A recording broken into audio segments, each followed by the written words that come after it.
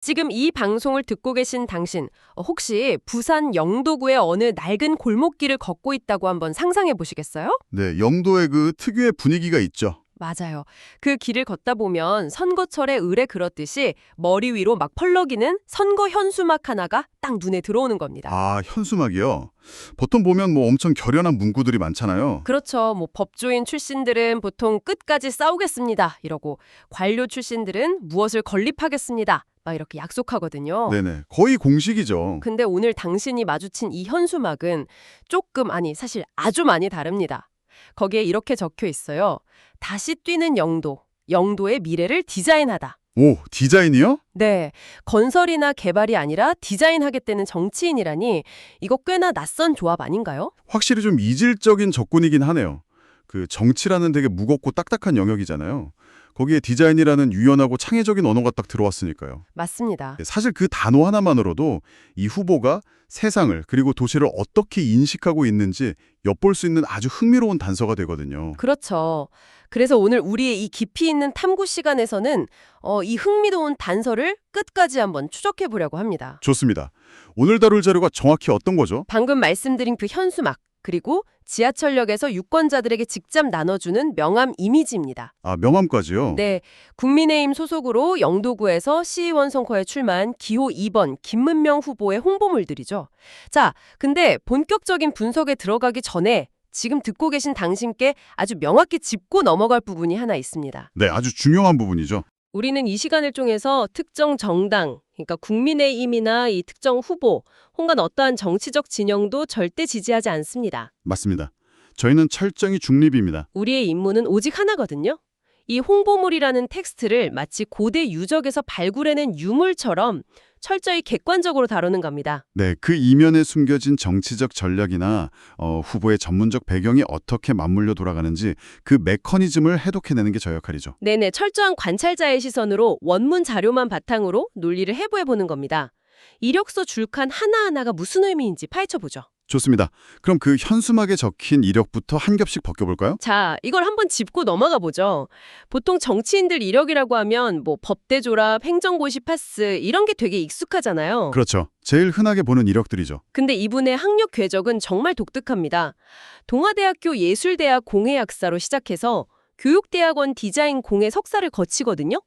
여기까지는 뭐 예술가나 디자이너의 길이라고 볼 수 있겠네요. 네, 근데 종착지가 경성대학교 대학원 교육심리학 박사 졸업입니다. 아, 교육심리학이요? 네, 잠깐만요. 공예를 하던 분이 갑자기 교육심리학이라뇨? 학교에서 아이들 심리 상담하는 그거 맞나요? 네네, 보통 그렇게 많이 알고 계시죠. 솔직히 말해서 도시 인프라를 기획하는 시원의 역할이랑 인감의 내면을 연구하는 심리학 사이에 무슨 상관관계가 있는지 저는 전혀 감이 안 오거든요. 그게 겉으로 보기엔 완전히 단절된 두 개의 학문 같잖아요.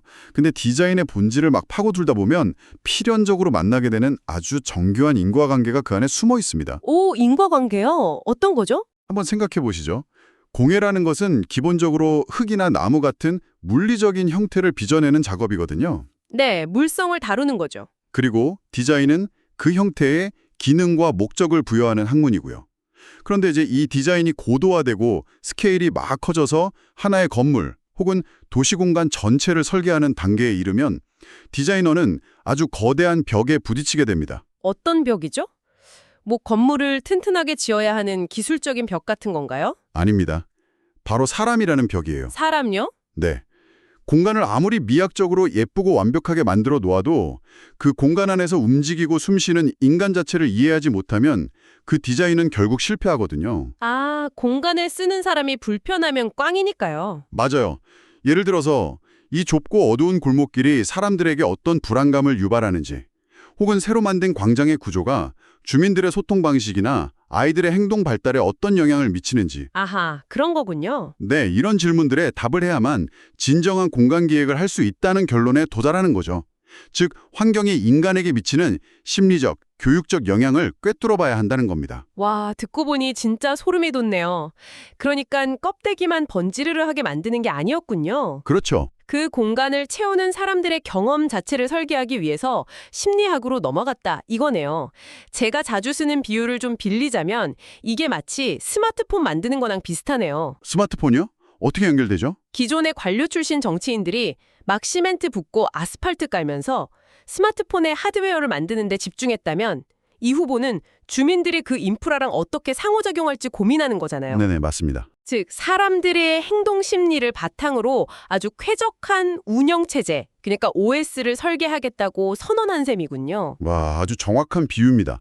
외형적인 건설의 관점을 아예 넘어서서 주민의 심리적 안정감까지 고려한 어떤 입체적인 사회 시스템의 설계, 그 철학적 기반이 이 이색적인 학력 안에 압축되어 있는 거죠. 논리적인 흐름은 이제 완벽하게 이해했습니다. 자, 하지만 여기서 제가 진짜 흥미로워지는 부분을 하나 짚을게요. 지금 듣고 계신 유권자 입장에서 좀 날카롭게 반론을 제기해보겠습니다. 네, 해보시죠. 학문적 철학이 깊다는 건 알겠어요. 근데 우리가 흔히 도시 디자인이라고 하면 솔직히 그 낙후된 동네 담벼락에 페인트 칠해서 예쁜 벽화 몇 개 그려놓고 환경 개선했습니다 이러잖아요. 그런 피상적인 미화 작업들 많이 하죠. 네, 솔직히 수백억 단위 예산 다루는 시의원 자리에 이런 예술적이고 심리학적인 접근이 너무 낭만적인 거 아닌가요? 혹독한 현실 행정에서는 별 쓸모가 없을 것 같기도 한데요. 당연히 제기할 수 있는 아주 합리적인 의심입니다. 학문적 이상이 과연 냉혹한 현실 행정과 만날 수 있는가 하는 문제니까요. 맞아요. 현실은 돈이고 예산이잖아요. 근데 제공된 현수막 자료에서 두 가지 핵심 이력을 딱 뜯어보면 그 낭만적이라는 편견이 완전히 깨지게 됩니다.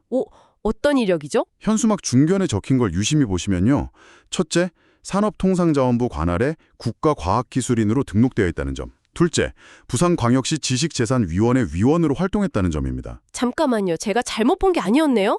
국가과학기술인이요? 네, 맞습니다. 예술이나 심리학을 전공한 디자이너가 경제와 산업을 다루는 산자부의 과학기술인으로 등록된다고요? 이거 진짜 이상한 조합인데요? 네. 바로 이 지점이 후보가 말하는 디자인의 진짜 메커니즘이 작동하는 곳이에요. 여기서 말하는 디자인은 방금 호스트님이 말씀하신 그 벽화 그리는 단순 치장 작업이 아닙니다. 그럼 뭐죠? 이것은 산업 디자인이자 도시의 무형자산을 경제적 가치로 환산해내는 고도의 지식재산, 즉 IP 전략입니다. 아하, 지식재산이요. 그러니까 흔히 말하는 특허나 상표권 이런 거 다루는 곳 아닌가요? 그게 영도구 행정이랑 어떻게 연결이 됩니까? 자, 이렇게 한번 상상해 보시죠. 영도구에 새로운 특화 거리를 하나 조성한다고 가정해 볼게요. 과거에는 그냥 세금 들여서 보도블럭 새로 깔고 간판 통일하고 끝이었죠. 네, 보통 하드웨어 중심이었죠. 근데 지식재산의 관점은 다릅니다. 영도구만의 고유한 역사나 특성을 반영해서 독창적인 도시 브랜드와 디자인권을 창출해내는 거예요. 독창적인 브랜드요? 네.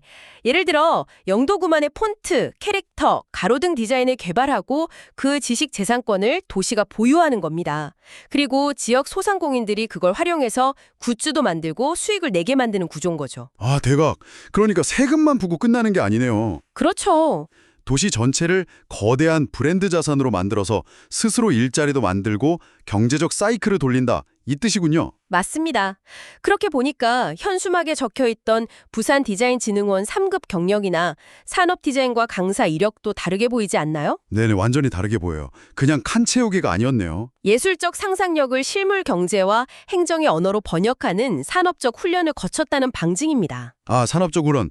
시회는 결국 예산을 평가하고 수익성을 따지는 곳이니까 이 소프트 파워를 돈이 되는 하드 파워로 바꾸는 능력이 진짜 필수적이겠군요. 정확합니다. 그게 바로 이 거시적인 이력들이 증명하고자 하는 바죠. 와, 정말 치밀하네요. 자, 그런데 여기서 우리의 시선을 좀 더 바닥으로, 완전한 현실 정치의 한복판으로 한번 내려가 보겠습니다. 네, 좋습니다. 그래서 이 모든 게 대체 유권자들에게 무슨 의미일까요? 솔직히 지식재산이니 주가 과학기술이니 좀 거시적이고 엘리트주의적으로 들리잖아요. 유권자들 입장에선 당장 와닿지 않을 수 있죠. 맞아요. 당장 집 앞 하수도 뚫어주고 미끄럼 방지 패드 깔아줄 실무자가 필요한 분들이 더 많을 텐데 이 엘리트 디자이너가 과연 그 흙먼지 날리는 골목길 민심을 감당할 수 있을까 싶거든요. 아주 훌륭한 지적입니다. 근데 그 질문에 대한 해답이 바로 우리가 분석해야 할 두 번째 자료, 즉 명함에 아주 고스란히 담겨 있어요. 아, 명함이요? 맞아요. 제가 이 두 자료 비교하다가 진짜 이상한 점을 하나 발견했거든요. 어떤 점이죠? 현수막이랑 명함에 들어간 정보 배치가 아예 달라요. 현수막에는 그 국가과학기술인이나 지식재산위원회 같은 묵직한 타이틀이 당당하게 박혀 있잖아요. 네, 그렇죠. 근데 출근길을 직접 건네받는 그 작은 명함에는 놀랍게도 그 화려한 이력이 쏙 빠져 있습니다. 네, 빠져 있죠. 대신에 명함 맨 아래쪽 붉은 띠에 남항동, 영선 1동, 신선동, 복내동, 청학동 이렇게 아주 구체적인 동네 이름들만 막 빼곡하게 채워져 있어요. 네네. 처음엔 인쇄할 때 잉크가 모자랐냐 싶었는데 이게 대체 무슨 전략이죠? 이게 바로 매체의 성격과 유권자의 심리를 완벽하게 간파한 정치적 코드 스위칭의 마스터 클래스라고 할 수 있습니다. 코드 스위칭이요?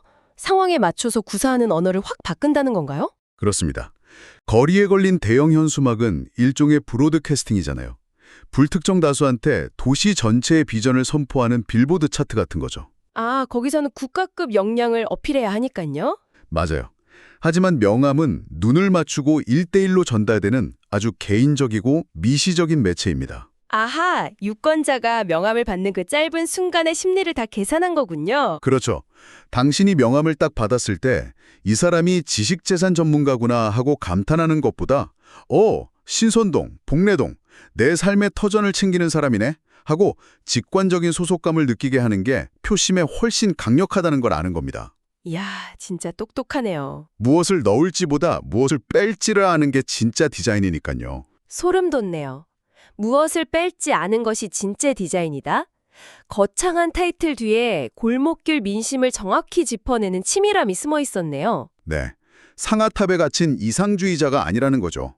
그리고 이 치밀함은 후보가 현재 맡고 있는 직책을 보면 더 명확해집니다. 현재 직책이요? 이분 현재 제9대 영도구 의회 의원이고요.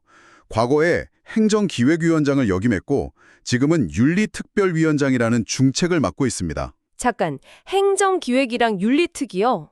이거는 디자인이나 심리학 같은 좀 부드러운 분야랑은 완전히 정반대 아니에요? 완전 살벌한 현실 정치 영역이잖아요. 정확히 보셨습니다. 영도구의회에서 행정기획위원장을 지냈다는 건 그냥 그림 그리고 기획안 던지는 걸로 끝난 게 아니라는 거예요. 그럼요. 조례가 어떻게 발의되고 수백억 원의 예산이 어떻게 분배되는지 그 팍팍한 실무적 뼈대와 돈줄을 완벽하게 장악하는 훈련을 마쳤다는 뜻입니다. 와, 행정의 하드코딩을 직접 다 해본 거네요. 그럼 윤리특위는요? 거기는 동료 의원들 징계나 규율 다루는 되게 껄끄럽고 부담 큰 자리거든요. 진흙탕 같은 갈등 상황을 통제해본 경험이 있다는 의미죠. 아, 맷집이 장난 아니겠네요. 게다가 국민의힘 당협운영위원이나 민주평화통일자문위원 같은 아주 묵직한 전통적 당직 경험도 이력서를 받쳐주고 있고요. 이제야 퍼즐이 딱 맞춰지네요.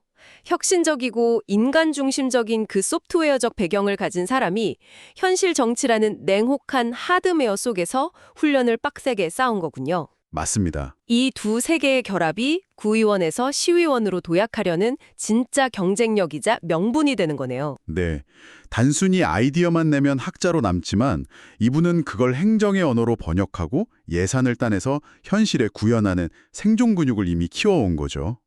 오늘 우리 진짜 흔해 빠진 선거 현수막 하나, 명함 한 장으로 한 인간의 입체적인 서사를 다 해독해냈습니다. 그러게요. 공예과에서 디자이너로 그리고 교육심리학자로 깊어졌다가 현실 정치의 규칙을 마스터하고 지식재산이라는 미래산업 무게까지 장착한 전략가. 이게 미래를 디자인하다라는 한 줄에 압축되어 있었다니 진짜 놀랍지 않습니까? 무심코 지나치는 홍보물이 사실은 한 사람의 문제 해결 메커니즘을 보여주는 엄청난 데이터베이스라는 걸 증명한 셈이죠. 아주 훌륭한 요약입니다. 자, 오늘 우리의 탐구는 여기까지입니다. 지금 이 방송을 듣고 계신 당신에게 꼭 드리고 싶은 당부가 하나 있습니다. 어떤 거죠? 앞으로 선거철에 홍보물 마주치시면요. 그냥 점퍼 색깔이나 기호 번호만 보지 마십시오. 아주 잠시만 멈춰서 그 사람의 학력과 경력 궤적을 가만히 들여다보시기 바랍니다. 스펙 나열이 아니니까요. 맞아요. 그건 도시의 위기가 왔을 때 어떤 렌즈로 문제를 보고 어떻게 해결할지 보여주는 아주 생생한 예고편입니다.